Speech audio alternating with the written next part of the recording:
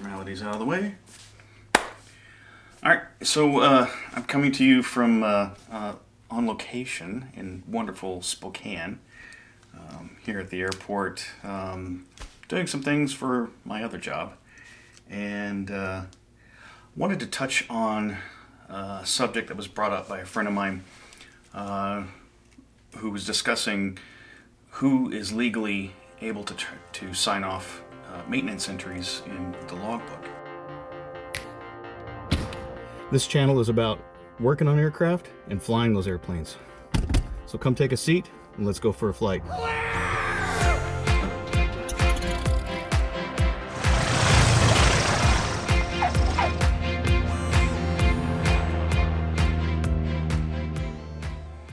So I wanted to dive a little bit deeper into that subject and provide the actual statements in the regulations that allow who and what they can sign off on.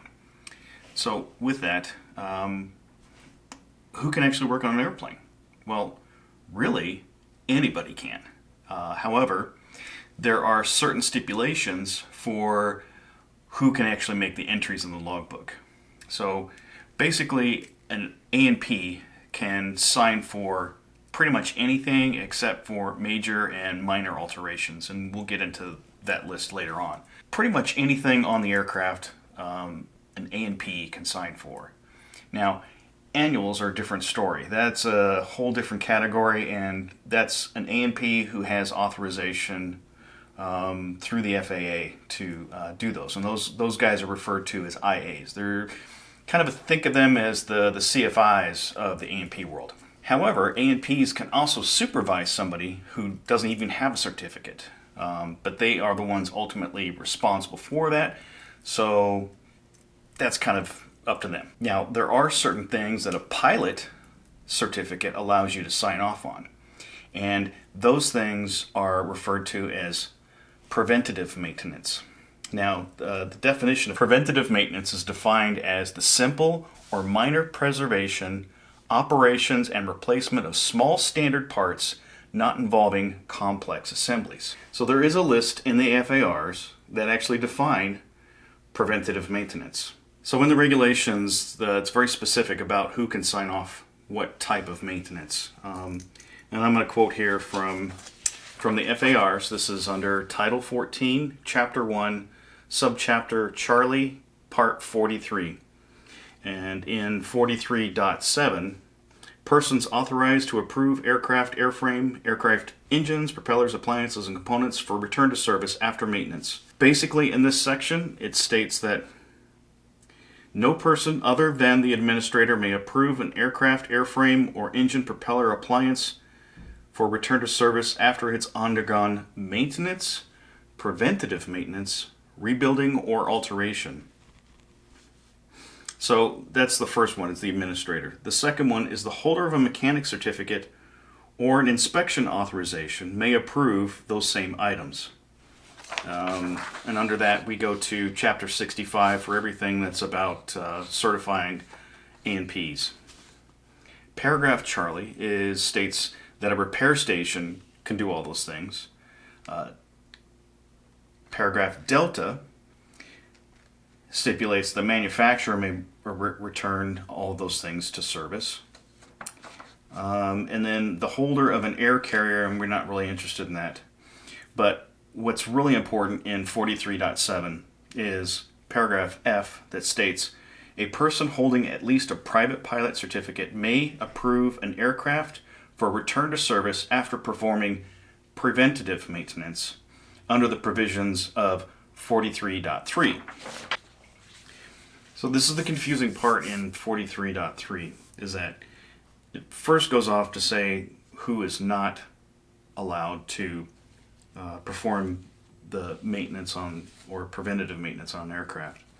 And I'll just quote it out here real quick, and then we'll go through it piece by piece.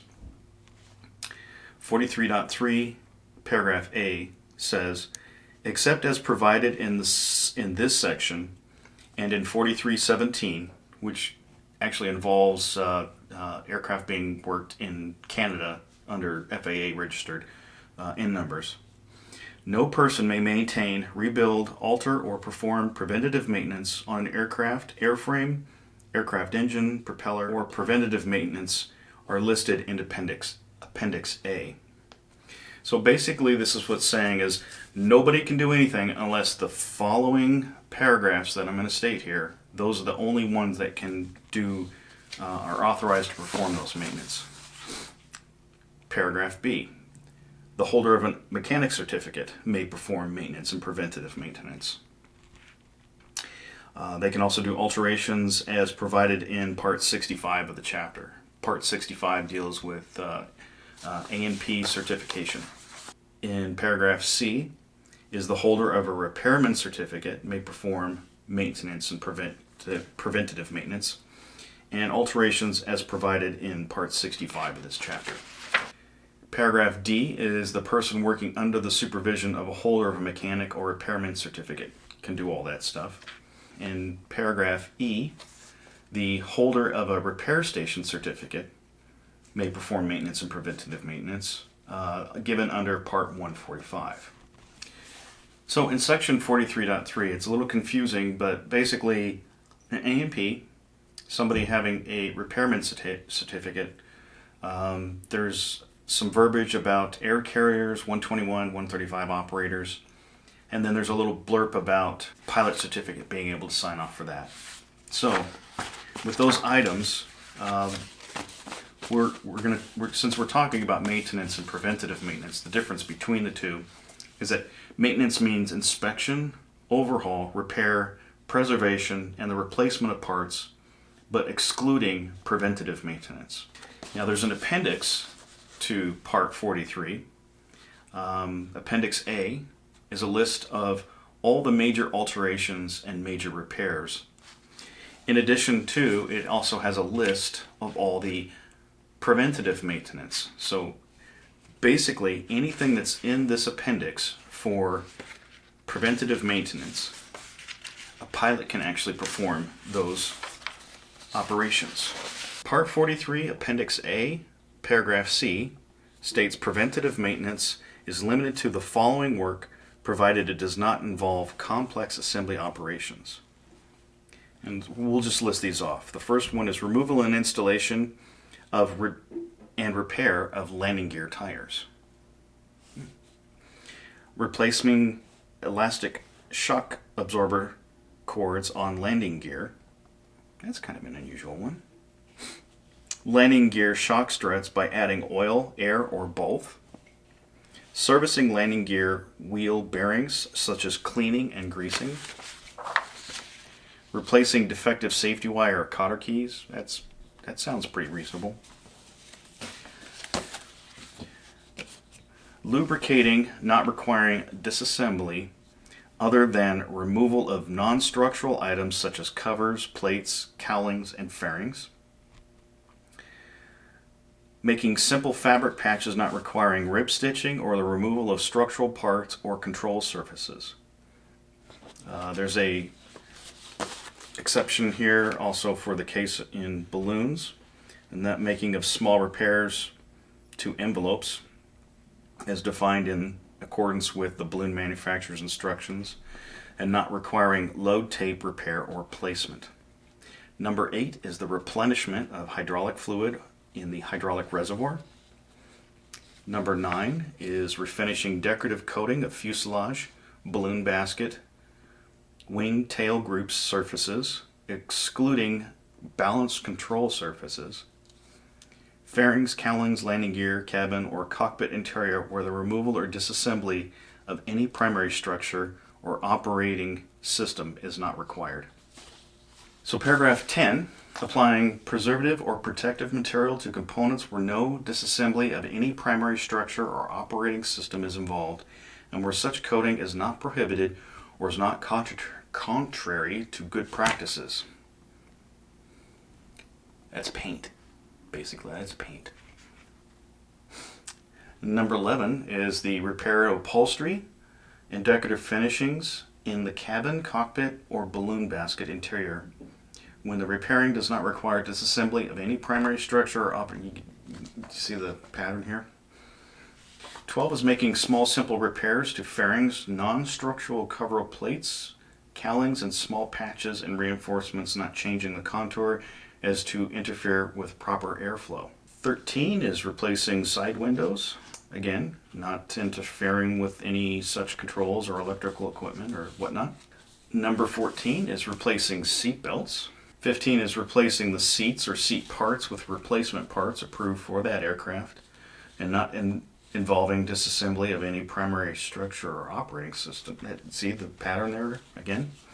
Number 16 is troubleshooting and repairing broken circuits in landing light wiring circuits. Number 17 is replacing bulbs, reflectors, and lenses of position and landing lights. Number 18 is the replacing of wheels and skis where no weight and balance computation is involved. So for those guys who are putting their airplanes on skis, or that's not the floats, that doesn't say floats. Replacing any cowling not requiring removal of the propeller or disconnection of flight controls. I guess if you had to change your oil and you had to take the cowling off, that would make sense, wouldn't it? Replacing or cleaning spark plugs and setting the gap of the plug clearances. That is preventative maintenance, and a pilot can sign that off. Replacing any hose connection except hydraulic connections. Replacing prefabricated fuel lines. So that would be just replacement of part. The cleaning and replenishing of oil and strainers and oil filter elements. Now, that probably goes along the same thing with the cowling. The replacing or servicing of batteries. Pilot can definitely do that. The cleaning of balloon burner, of the burner pilot and main nozzles in accordance with the balloon manufacturer's instructions. Paragraph 26 is the replacement and adjustment of non-structural fasteners. 27 deals with more balloon equipment, the interchanging of balloon baskets, burners on envelopes when the basket or burner is designed as interchangeable. And in the type certificate data, the basket and burners are also specifically designed for quick removal and installation. So I'm not the authority on ballooning, so I'm taking all of this stuff for what it's actually read and how it's coming across.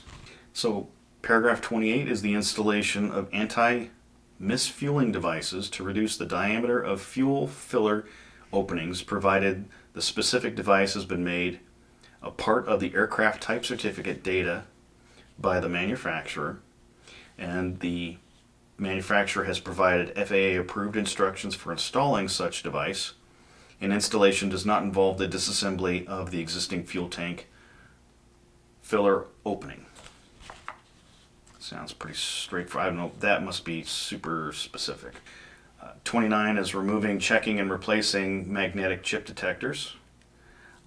You could probably wrap that one up with the changing of oil and pulling off your cowling as well. 30 is the inspection and maintenance task prescribed and specifically identified as preventative maintenance in a primary category aircraft type certificate or supplemental type certificate, approval, special instructions, and preventative maintenance program. And finally, paragraph 31. Removing and replacing self-contained front instrument panel mounted navigation and communication devices that employ tray mounted connectors that connect to the unit when the unit is installed into the instrument panel, excluding automatic flight control systems, transponders, and microwave frequency distance measuring equipment, DMEs. The approved unit must be designed to be readily and repeatedly removed and replaced, and pertinent instructions must be provided prior to the unit's intended use. The operation check must be performed in accordance with the applicable sections of Part 91 of this chapter. So now that we know that a pilot certificate can sign off for preventative maintenance, the next thing is that the pilot must make those entries into the log, and that is part of Part 43-5.5. Approval for return to service after maintenance and preventative maintenance, rebuilding or alteration.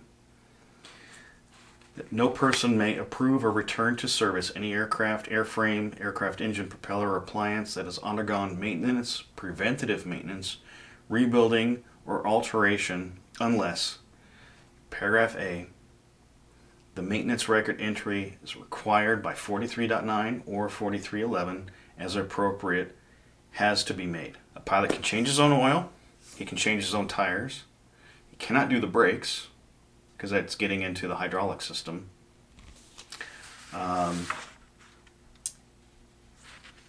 Pilot can do repairs to electrical wiring, provided it's only with the lighting system.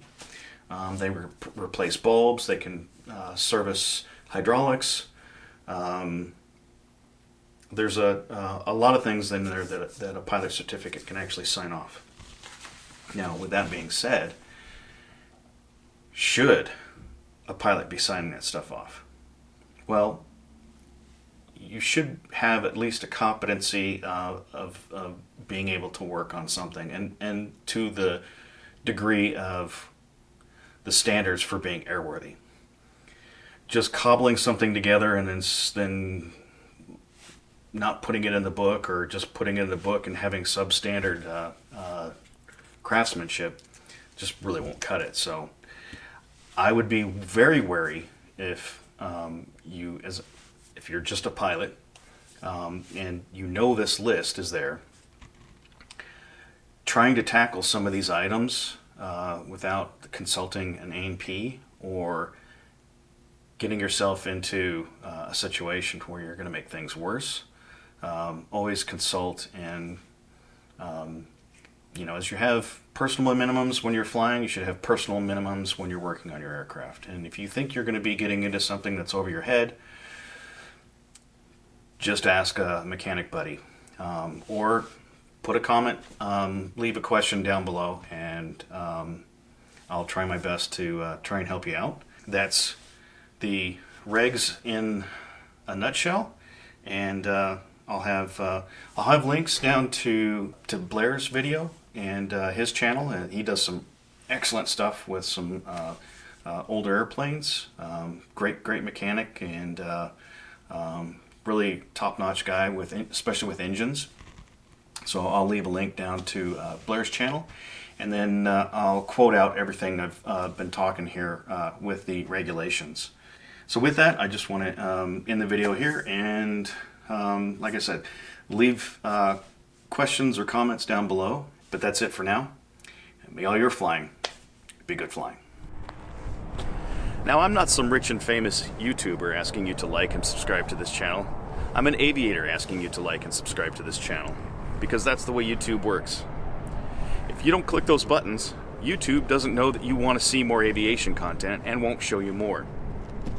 But if you don't like what you've seen, please leave me a nasty comment down below, because that's the way the internet works. May all your flying be good flying.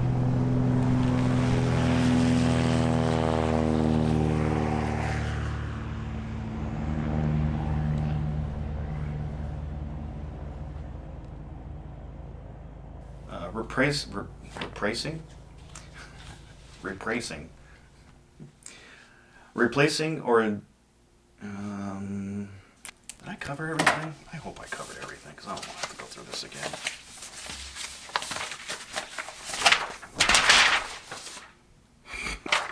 Regulations? We don't need no stinking regulations.